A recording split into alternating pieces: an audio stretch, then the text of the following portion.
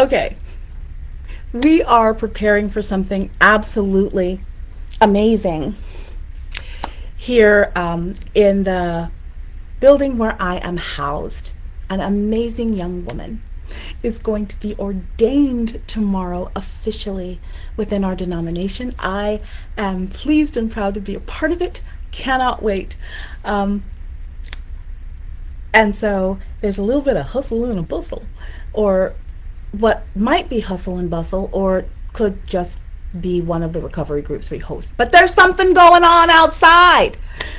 Oh my goodness. Hi, Jenna, or Jenna. Welcome to the space you don't think that the center deserves.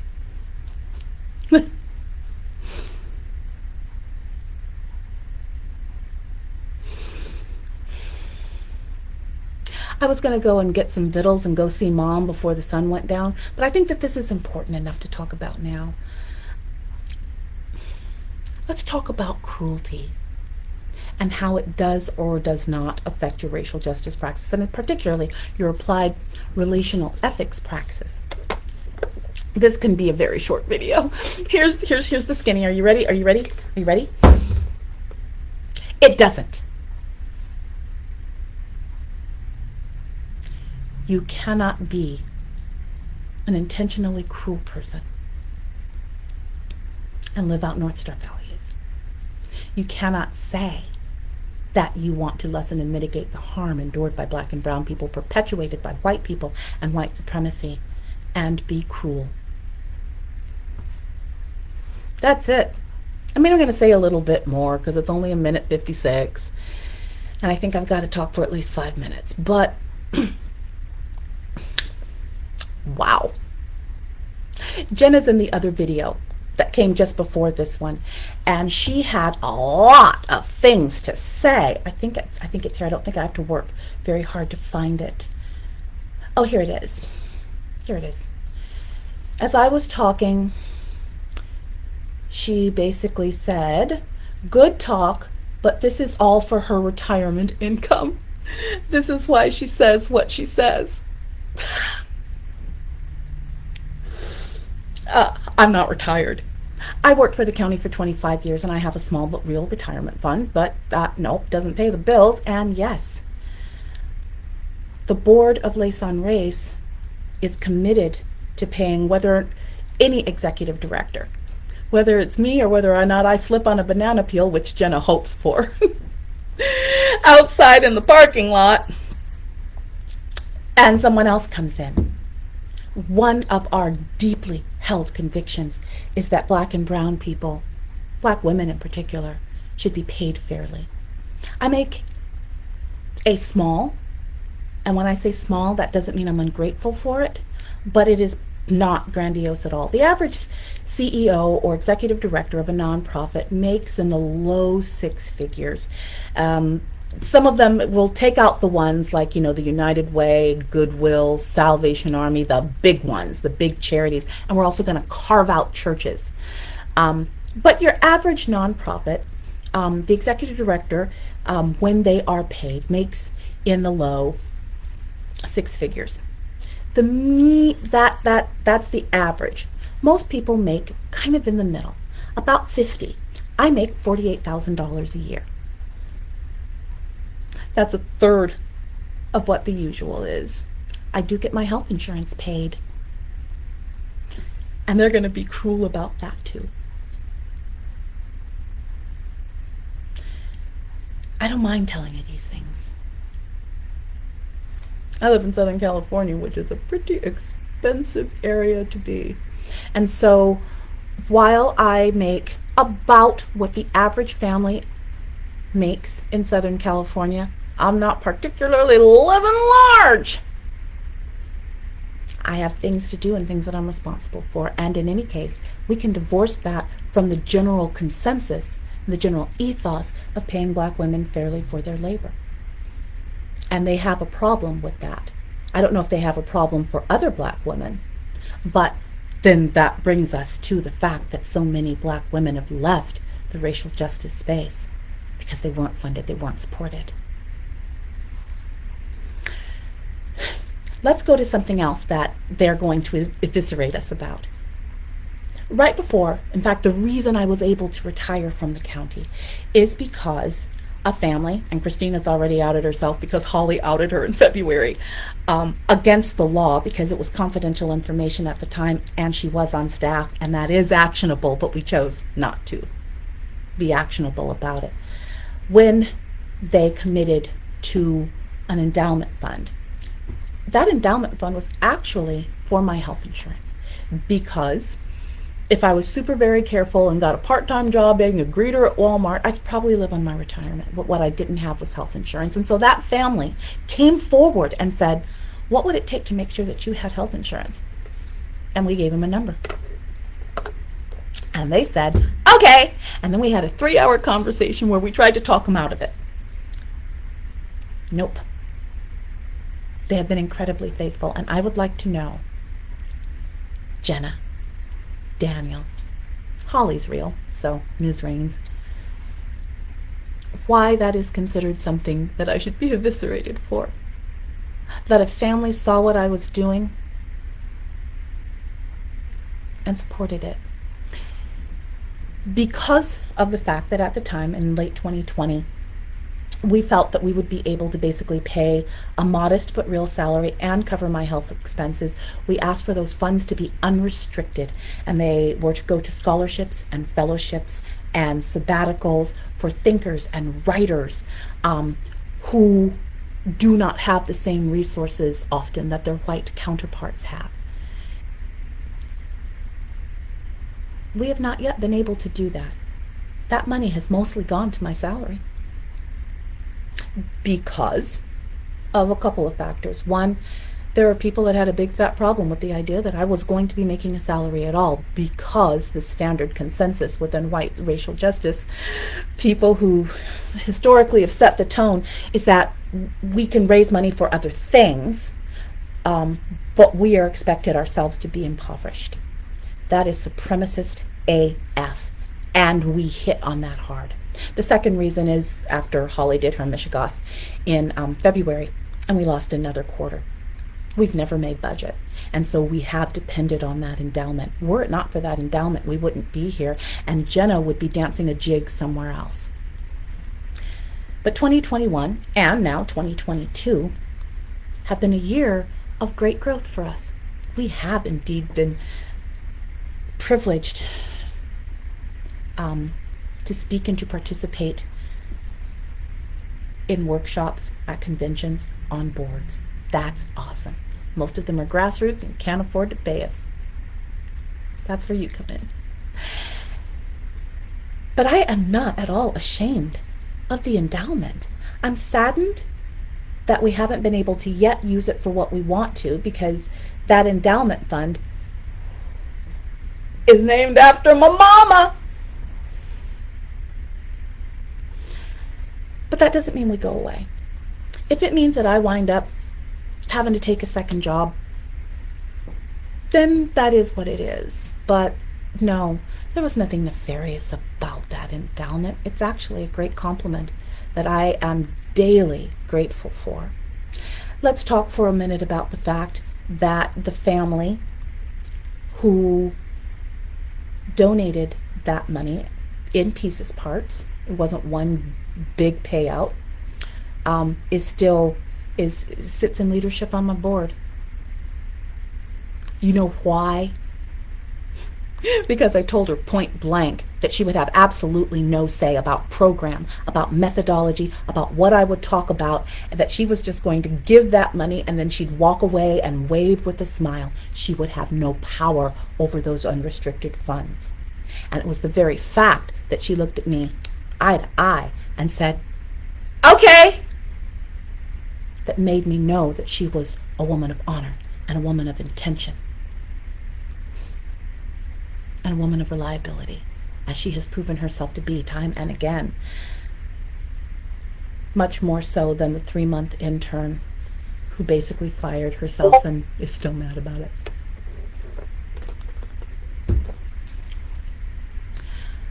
But we were going to talk about cruelty. Cruelty and Hesed. This is unequivocal, y'all. You don't get to drop your conviction about Hesed because someone is cruel to you. Whether it be a one-time cruelty or a significant and chronic cruelty like we've been seeing in the last 15 months. Like I said in the earlier video, and like I said in that thread that you can read, my responsibility to love Holly is universal and unilateral. Let me say that again. It's unilateral. No matter what she or her friends do to me. In fact, all it does is it expands my Hesed, because now I'm not only loving Holly, I'm loving her friends and compatriots and colleagues.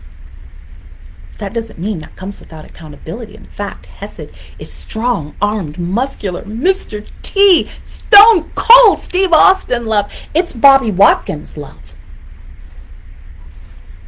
Sometimes Bobby could be quite salty, but when Bobby was at her best, she held you well. They don't believe me and they say I'm disingenuous when I say that. But anybody who could be as cruel as they have been and continue to be, something's up, y'all. Something's up. It demands Hesed heart. Dare I say it, it demands prayer. And it demands my keeping my promise to them, whether or not they keep promises to me. There's your lesson, y'all. When you decide to live in full respect living, all of the winning strategies and none of the losing strategies. Wow, buddy, wow. You are setting yourself up sometimes for a world of hurt, which is why you need to have a strong community that buttresses you and backs you up. It can be 6,000 or it can be 6. To help you to remind yourself to be the person you say you want to be. Because let me tell you, it is really easy to go into first consciousness, as Terry Real would say, and meet them fire for fire, an eye for an eye. When people are unkind to us, a lot of times, all too often, whether or not it's in a racial justice space, but certainly in racial justice spaces, but in any sort of relational situation, when we feel hurt or maligned or willfully misunderstood, that gives us permission of a sort to be as awful to them as they were to us. I would really invite you to lay that down, to walk away from that.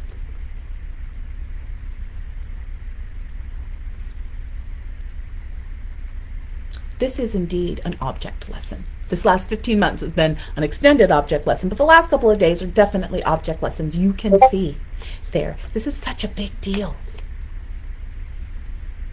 There's no way you can say all the right things and read all the right books and watch all the right videos if your heart is hard. It won't penetrate. I mean, you'll memorize the stock phrases, but does it penetrate? Does it get in there? I use a lot of stock phrases too. I got in trouble for that too with them, that I say the same things over and over and over and over. And you're right. Kind candor, winning strategies, community, 6 tenets. I use them all because I want you to get it in. I want you, when you close your laptop or you put down your phone, to have a little peace, a little peace. That is not cult behavior. All that is imitation. All that is actually learning. I mean, really, all learning is repetition plus time. I want you to be able to speak to someone eye to eye with absolute Hesed heart at the core, where you are never tearing down their humanity or their character. And if you want an object lesson on negative identification on that, look at that thread. Because see, if they wanted me to truly do better, They'd give me some clues as to what they think I should do other than die. Or have my organization die. If you're not giving any clues as to how to course correct, all it is just unmitigated vitriol, unmitigated cruelty. And yeah, don't be them. Because here's the thing. If you are willing, and here's something that I was thinking about when I was getting dressed to come here tonight. Even if, and we're just going to take it on faith, y'all, even if I'm the only person upon which they lock and load, you better believe that this permeates other parts of their psyches and souls. It is impossible to be that compartmentalized. It shows up. One of the things that the narcissist cult leader has done is she's read a little bit. And it is unusual for people to be who they choose to be in one area but not in another area. I actually count on that with my work with you, that if you get it right here, it's going to bleed out. It's going to bleed out. It's going to leach out into every other area of your life, your work life, your community life, your spiritual life, your family life. But the converse is true too. If you are doing and being what we're seeing here in the last couple days, there is no way you can compartmentalize that either. It spreads. It spreads like an oil stain. Yeah, don't be them. But it's not enough to tell you not to be X, who not to be. And in that sense, if you look at the thread, if you look at the thread on the page, I said something like that early on in the thread. Don't be Jenna. I actually want to walk that back a little bit. Because nature abhors a vacuum. If I am going to tell you, don't be Jenna, then I better give you something to hang your hat on. And that coat rack is Hesed. It's durable, it's long lasting. Like I said before, it's Stone Cold Steve Austin, Mr. T kind of love. It's love that's relentlessly reliable, and it's love that's unilateral. It's learning on a deep, deep level all of the winning strategies, all of the 6 tenets, and learning them over and over and over again until they are so marrow deep that it's not something you learned. It's who you are. Let's switch back to Jenna and her friends. Jenna and her friends. That's what they've done. They have had 18 months of reinforcing themselves. I want you to think about that for a minute. 18 months of a very toxic feedback loop, and they call me a cult leader. I said what I said. They formed a cult of their own. Whatever good-heartedness they had, they decided that what they're choosing to do was more important to them. Whatever good work they do out in the world 18 months ago and now. Because here's another piece that I want to talk to you about. It doesn't matter what I do for 23.5 hours a day if half an hour of that is spent out of ethos and out of character. I need to be who I am here in this chair at the center. I need to be who I am on Sunday at church. I need to be who I am when I am giving a presentation. I need to be who I am with one-on-one abiding like I did last night. I need to be who I am all the time. And the first thing I need to do is to say, who am I going to be? And is there anything that is stripping me from being me, that's keeping me from being the person I say I want to be? And that needs to be stripped out. That means rigorous self-reflection, rigorous self-imagination and examination. And Jenna on the website was telling people that basically all that does is make people feel bad about themselves. Let's talk about that for a moment. There are two things that people get conflated: self-worth and self-esteem. Self-worth is unassailable. It's a given. We all have it. You have inherent worth as a human, and it's not something that I magically say and it magically happens. I can't give you self-worth. I certainly can't take it away. I can acknowledge and affirm the self-worth you already have. It's different with self-esteem. I know they're used interchangeably, but they shouldn't be. If you want good self-esteem, do esteemable acts. If you want to feel better about yourself, get closer to the person you say you want to be. I will say that all day, every day, especially if I happen to have a plate of pasta right next to me. Those carbs will get me going.